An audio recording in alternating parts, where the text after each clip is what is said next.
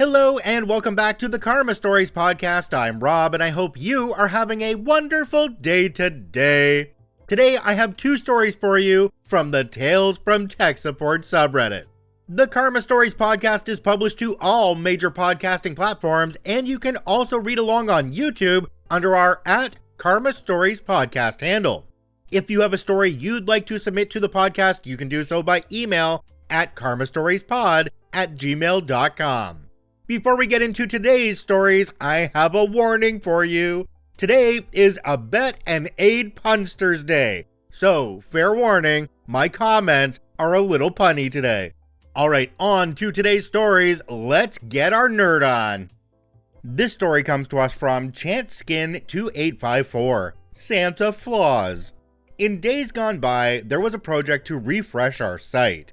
Pallets upon pallets of kit arrived. Desktops, monitors, as many as our storeroom could take. Desks were stripped and rebuilt, so shiny, so new, so uniform, so factory default. It had a certain unblemished beauty akin to thick, level, settled snow. Are we going to refresh the network cabling too, I ask, thinking of the decades-old Cat 5 poking out through holes run directly from the server room, not a single RJ45 wall socket in sight. The response I receive only adds to the Christmas card-like image in my head, the absolute crisp, delicate serenity of acoustically insulated silence. Santa visits often and is generous. Boxes arrive, boxes are opened, boxes are sorted for recycling. Some of the boxes are different to the others. Some are flatter, some are heavier. These boxes arrive, these boxes are not opened, these boxes are set aside in the corner. Santa has been at it quite a while now. We must be the goodest and bestest boys and girls in the world. Boxes arrive, boxes are opened, boxes are sorted for recycling. Is Santa going to keep coming all year, I ask, aware of the quantity we're accumulating? Such exquisite, pristine silence. Boxes arrive, boxes are no longer opened, boxes fill up our storeroom. PCs are ready to be imaged, so exciting. All the new toys, so new and so perfect, so delightfully fresh and identical, so full of baseline, known condition, uncompromised promise. Images deploy, oh no, such strange and erratic behavior, intermittent faults and discrepancies. If only we had gone for the network cabling refresh. What a sad little disappointment on the happiest day of the year. I think all is not well with Santa either. Boxes arrive, boxes are shunted straight into stores, boxes pile high. We're given the schedule for several more weeks of deliveries. What are we going to do with all of this equipment, I ask, concerned. The snow is beginning to turn a little yellow, yet still there is silence. Maybe something is wrong with Santa. I write Santa a short letter. Santa replies that this is none of my business and to mind my own. I am sad that Santa would speak to me this way when up to now he has been nothing but generous. I write Santa a longer letter this time, one with a count of the total number of desks on site, the number already set up, and the number of kits in storage compared to the number of empty desks. Santa calls me immediately. Are these numbers right? Santa and I become close friends. He calls me every week now. He only wants to talk numbers and dates for deliveries though. For many, many weeks, we only talk about the same numbers again and again, and I tell him he has been far, far too kind. Surely there must be other very good children in the world as well. I begin to suspect Santa only wants to talk to me so he can tell all the other Santas who to speak to if they find out their generosity was misguided. One of the other Santas writes a letter to me. Santa 2 is very worried he has missed us off his list. Santa 2 wants to know if we received an extra special box. I told him we have that very special box, yes. What about the other boxes, I ask, wondering about the tower of switches in the very far corner of the storeroom. No one has said we can open those yet. Silent night. I count again the number of desks in the entire building and divide by 48. Oh no, Santa. We have been sent far too many of these boxes. There must be several good boys and girls with their own sites that didn't get their switches by mistake. Several. These can't possibly be all for us. I'm worried about Santa too now. I write a letter to Santa and Santa too about the switches. Santa was on a temporary contract and doesn't Santa for us anymore. Oh, Santa did not even say goodbye. Santa too did not say anything about the switches. This time, I wrote a letter to 6 or 7 Santas. Why do we have X times 48 switch ports for a site with Y number of endpoints? Santa 2 calls me straight away. Can you send me a photo of them? Jumping down to the comment section on this one, we have one from a user called BC War. It says, "Gonna be honest here, I think you need to hoard less PTO and spend it on a vacation before you start throwing up cardiac system errors." Alright, you all might not like me for this one, but here goes nothing. 'Twas the night before Christmas, and all through the floor, not a switch had been opened, not even one more. The pallets were stacked in the storeroom with care, in hopes that Saint Santa soon would repair. The desks were refreshed, new monitors in tow, but the cabling vintage from decades ago. And I, with my clipboard and weary-eyed glance, had just settled in to give silence a chance. When out by the loading dock there rose such a clatter, I sprang from my chair to see what was the matter. Away to the storeroom I flew like a flash, tripping on boxes, a true warehouse crash. The fluorescents flickered, casting a cold glow, revealing more pallets. Oh no, here we go. What when to my network fatigued eyes should appear but a mountain of switches? Oh, bring me some cheer. With a forklift in tow and a driver quite daft, I knew in a moment logistics had laughed. More rapid than fiber, the boxes they came, and he whistled and shouted and called them by name. Now desktops, now monitors, now cables galore. On switches, on routers, why stop at just 4? To the top of the racks, to the depths of the room, now stockpile away, stockpile your doom. As snow turns to slush when it piles far too quick, so rose the new gear, the tower grew thick. And then, in a whisper, I heard through the din, the faint hum of silence, no network within. I spoke to the driver who said with a sneer, Santa's contract is up, he's no longer here. I stared at the switches, each one a cruel jest. We'd been sent enough ports to rival the rest. Why so many, I asked, trying to remain calm. But Santa too just chuckled, it's not our problem. A bundle of cables now stacked to the sky. My storeroom was drowning, oh network goodbye. I wrote to the Santas, but none seemed to care, till one finally called me, aware of the scare. How many endpoints can you send me a pic? The pile of switches made even Santa too sick. He muttered and sputtered, we'll sort this right out, but deep down I knew it's more Christmas clout. And I heard him exclaim, as the storeroom took flight, Merry Benwith to all, and to all a good bite. This story comes to us from Dick Cheney 600. Pagers still exist? Not only that, there's still tech support for their central hubs, so to speak. So this isn't about a computer or an internet system, but I've posted tech tales beyond that realm that both remained and got more upvotes than down. I worked for a communications company that we'll call Company A. We were on contract with Company B to maintain their paging system.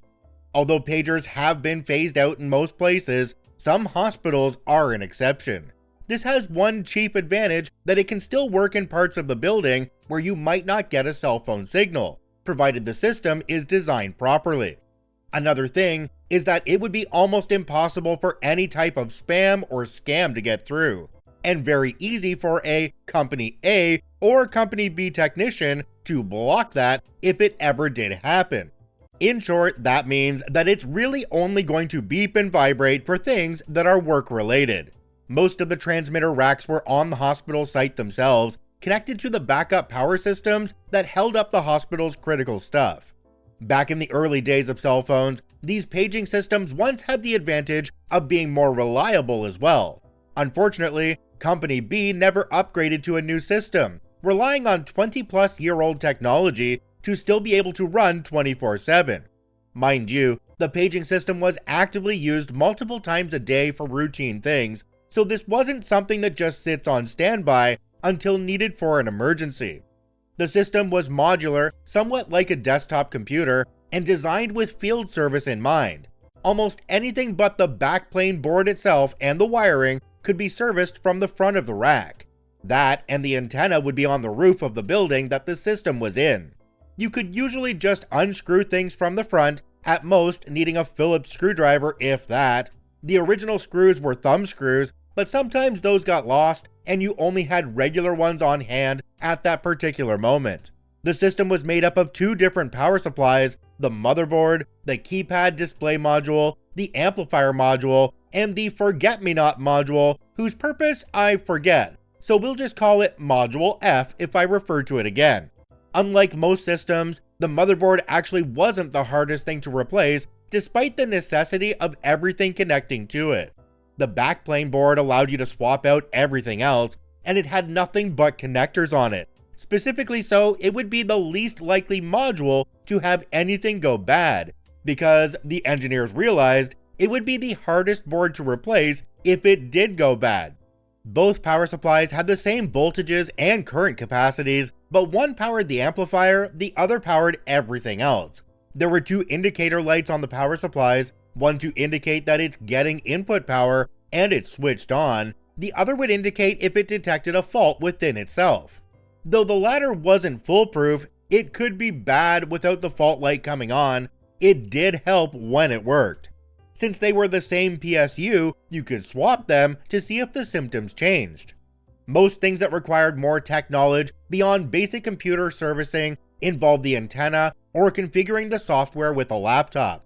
Even though it used a serial port, a proper USB adapter and their software design made it still usable with modern laptops. So at least we didn't have to try and keep 20-plus-year-old laptops working. The most common thing to go bad in the early days were the amplifier and the power supply that ran it. That and problems with the antenna wire connections, usually the ones on the roof that were exposed to the weather and such. Those usually resulted in missed pages only in the outskirts of the service area, assuming a preliminary maintenance alert didn't show up first. Usually, a total failure was either the motherboard or the other power supply that ran everything else. Module F rarely went bad until much later, and even the motherboard was pretty reliable until things started getting really old and rickety. Unfortunately, that's when I got hired on. By then, we were a frequent flyer to nearly every location that still had these things. But none of the hospitals nor anyone else Company B supported had upgraded to a newer system. The only reason I can think of was maybe that a new system wouldn't be compatible with the old pagers, and so they'd have to replace all of those. Anyway, I'm dispatched for my first solo repair trip to Hospital 400. This site had totally gone down with no warning, which sounded like a motherboard or PSU issue. This hospital didn't have an ER per se, so at least a missed page was less likely to spell disaster here. I just packed spares for everything we had: an antenna power meter, the laptop with the serial adapter and its charger, the whole 9 yards. We also had a little stack of paper explaining the command line interface and what you had to type to do certain things or reconfigure stuff. The front desk staff gave me a temporary access card to get into the back room where the paging system, among other things, was. I scanned the card and, what do you know, it worked the first time they programmed it, which is more than can be said for other places I had been. Oh, and the door swung open automatically, which I thought was cool, and pretty helpful if you had a rolling toolbox or dolly full of stuff. I went to the system, and sure enough, the little display is blank and didn't respond to any key presses. There was a fan running, but it otherwise appeared brain dead. Well, replacing the motherboard would mean redoing all the configuration and such, so I turned everything off and started pulling out the power supply first. Ouch! I caught my thumb in the rack. That's gonna leave a mark. Well, at least I'm at a hospital. So after correctly placing my fingers this time, I removed the power supply properly without hurting myself any further. Putting the new one in, however, didn't yield any progress. Okay, so the motherboard was the next natural subject. I plugged it in and voila! No display, no sign of life other than the fans. How could this be? The keypad display module had to be unplugged anyway to replace the motherboard, so if that had a loose connection, I would have already fixed it by unplugging it and plugging it back in. Well, I snapped the two power supplies between each other's slots in case the new one was also bad. No dice. I'm out of ideas as to why the system wouldn't boot at all, so I contacted Company B Tech Support. To their credit, I got a live person. Per their advice, I swapped the amplifier module. Apparently, there was a digital two-way communication between it and the motherboard, and if it were faulty in such a way as to put garbage on the communication line upon receiving power, it could prevent the motherboard from booting. That meant another trip out to the company car, seeing how I only had brought a power supply and motherboard. I started toward the door, and I came in and was about to push the exit bar when I noticed the sign saying, "Do not touch door, use sensor on wall." I looked to the side of the door, and there was only what looked like a blank plate there where an exit button would have been. I waved my hand over it, and of course, nothing happened. There was something above the door that looked like a sensor, but practically high-fiving it without touching it had no effect. There were also what looked like sensors on the door itself, but waving at them or doing jumping jacks did nothing. Uh-oh, I look around for other exits. There was one behind me, but it looks like I'd have to go clear around the building to get back to the car.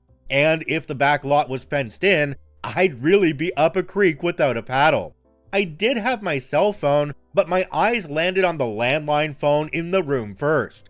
I figured it would be easier to call the front desk from that. There was no written directory on or near the phone, and no directory on its little display. I tried the most obvious 0 for operator. I waited on hold for several minutes. As soon as I got someone, I asked, "How do I get out of the back room without the alarm sounding?" And they were confused. I described the room I was in, and it dawned on both of us that I had reached someone in another building. I said, "Can you put me through to the front desk at hospital address or security, maybe maintenance? I'm not trapped, but I just don't want to trip the burglar alarm because there's signs telling me not to touch the door." "I'm sorry, I don't know the right extension or who to contact for that." "Okay, never mind, and thanks for trying anyway. This isn't your fault." And with that, I hung up. At this point, I was just going to open the door manually and let the alarm sound. If anyone questioned me, I'd point out the process I went through to try and avoid the alarm. Just as I was about to open the door, I heard the card reader on the other side go beep, and the door swung open.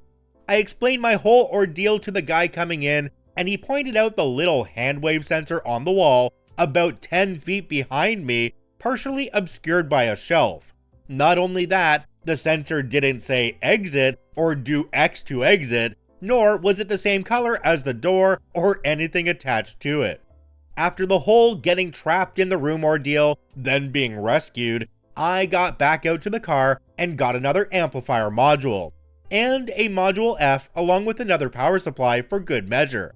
I planned on putting the original motherboard back in so I wouldn't have to reconfigure everything if the amplifier turned out to be the problem. I put the original motherboard back in, then the new amplifier module. I left the first replacement power supply in place, just in case the original one had somehow fried the other modules. Before turning things back on, I put the antenna power meter in series with the transmitter line to the antenna. One might assume an output short circuit would be the only way to damage an amplifier, but for strong transmissions at high frequencies, an open circuit can result in reflected power back to the amplifier, which can also damage it as well. Therefore, it's good practice to check for reflected power if the amplifier fails. Better systems can detect this and shut themselves down. In fact, this system is supposed to be able to detect this, but just in case it doesn't, it's still good practice to check for it anyway. I turned it on, and the original motherboard booted when I had the new amplifier in. So Company B Tech Support was right on the money. Score 1 for them. Good news, reflected power wasn't nearly high enough to cause any problems. There is usually a small amount when the connectors are several years old, but it's only a problem above a certain amount. Radio techs will know what I'm talking about. So I left the site for the day, declaring the ticket closed. Jumping down to the comment section on this one, we have one from a user called Captain Quick. It says, what deities get ritual offerings that the company that made the old hardware continues to stay in business and continues to make the needed parts? Eventually, the effluent will contact the rotating air movement device. OP responded to this one and said, I didn't know how to fit this in an already long story, but the company is in fact still in business at the time of this writing. That company was having us send any removed modules back to them for repairs. Then, sooner or later, we would get a replacement to put back in our stock of spares. Unfortunately, these boards and modules were definitely showing their age by this point. Well, OP, it looks like you were paging your way through a series of unfortunate events between the amplified drama of dead modules and the power struggle with the exit sensor. You really transmitted your way into a comedy of errors. At least you didn't have to short-circuit your dignity by setting off the alarm, although the wave-off sensor was clearly set to stealth mode. I guess that's what happens when you're in a place where the exit strategy is on standby, and every problem insists on being priority one. If you enjoy daily Reddit stories, I encourage you to follow and add us to your favorites on whichever podcasting platform you enjoy the most. And if you're watching and listening on YouTube, please hit that subscribe button and drop a like on the video. It really helps us out. I thank you for watching and listening. I hope you have a wonderful day, and we'll see you tomorrow.